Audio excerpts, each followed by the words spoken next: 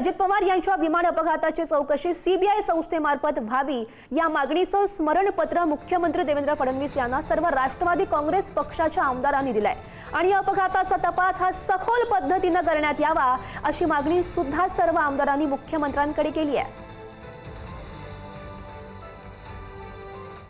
अजितदादांच्या अपघाताप्रकरणी राष्ट्रवादीच्या आमदारांनी संताप व्यक्त केलाय। अजित पवार यांचा दोनही सभागृहांना विसर पडला। आता अजितदादांना न्याय मिळेल असं वाटत नाही। अमोल मिटकरी आणि हिरामण खोसकर यांनी ही खंत व्यक्त केली आहे। संपूर्ण अधिवेशनामध्ये अजितदादांच्या विमान अपघाताची चर्चा नाही असंही त्यांच्याकडून म्हणण्यात आलंय।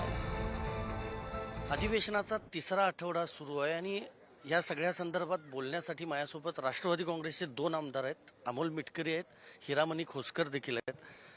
तुम्हाला दोघांनाही पहिले पाहिजे प्रश्न हेच आहेत की अजितदादांचा विसर पडलाय, दोन्ही सभागृहांना चर्चाच होत नाही दादांच्यावर। मी उत्तर देऊ? होय, दादांचा विसर पडला नसता तर दोन्ही सभागृहात चर्चा लावून धरली असती आणि असं कोणाबद्दलही वाईट होऊ नये। दादाबद्दल जे घडलं ते जर आणखी काही वेगळं घडलं असतं म्हणजे तर मला असं वाटतं की चर्चा तापली पण असती। तुमचं काय उत्तर? 100% दादांचं एवढं मोठं विषय झालेला आहे। कुठंतरी या सभागृहामध्ये लोकांना अपेक्षा होती, सामान्य जनतेला अपेक्षा होती का या नेत्याचं जे काही घातपात झालं काय झालं याच्यावर या सभागृहामध्ये चर्चा व्हायला लागत होती। सर्व कार्यकर्त्यांचा नेत्यांचा आहे।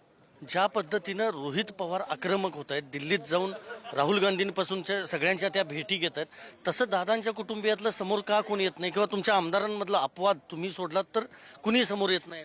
नाही त्याला काय झेडपीला असं आहे संदीपजी, त्या प्रश्नाचं उत्तर त्याच आमदार साहेबांना विचारायला पाहिजे। कारण एक तुम्हाला सांगतो, आज तुम्ही किती पळ काढा या चर्चेतून, तुम्हाला एक दिवस तुमची पिढी जाब विचारेल की तुम्ही अजितदादांचा इतका मोठा अपघात झाल्यानंतर तुम्ही शांत का होतात। हे आज तुम्हाला कोणी विचारणार नाही, पण उद्या तुम्हाला मुलं विचारतील, सुना विचारतील, नातवंड विचारतील, तुम्ही त्यातून पळ नाही काढू शकणार। त्याच्यामुळे जे आम्हाला फक्त इतिहासामध्ये आमचं नाव मूग गिळून गप्प राहणाऱ्या शांत आमदारांमध्ये नोंदवायचं नाही। खोसकर साहेब, तुम्हाला प्रश्न आहे, कुठला दबाव आहे तुमच्यावर आमदार म्हणून?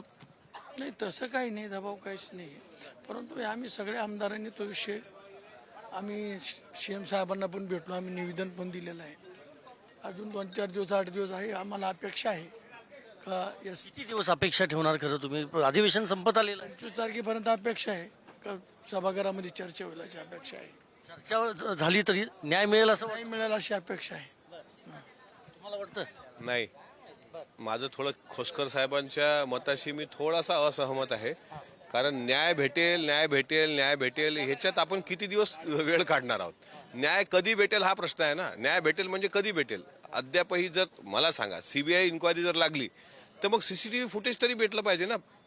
बाकी जाऊ द्या, हो ब्लॅक बॉक्सचा डेटा मी आताही सांगतो की तो ब्लॅक बॉक्स हा तुम्ही आणखी 4 वर्षांनी द्या त्याचा डेटा। आमचं काही म्हणणं नाही, 2030ला द्या किंवा 2047ला भारत हा विश्वगुरू होतोय त्या वर्षी द्या, पण सीसीटीव्ही फुटेज तर द्या ना। मग सीबीआय चौकशीत जर सीसीटीव्ही फुटेजच येत नाहीये तर बाकीचा न्याय कधी भेटेल हा प्रश्न मी तरी मनातून काढलाय।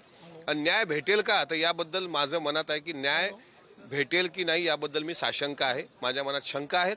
कारण अद्यापही DGCAचा अहवाल, AAIBचा अहवाल हा 23 पाणी प्रथम दर्शनी अहवाल हा अत्यंत त्रोटक आहे। तो आता सुधारित कधी येणार? ब्लॅक बॉक्स रिकव्हर कधी होणार? सीसीटीव्ही फुटेज कधी येणार? दादा VSR व्हेंचरमध्ये बसले होते तर 6 लोक होती त्यांच्यासोबत की 5 लोक होती ती?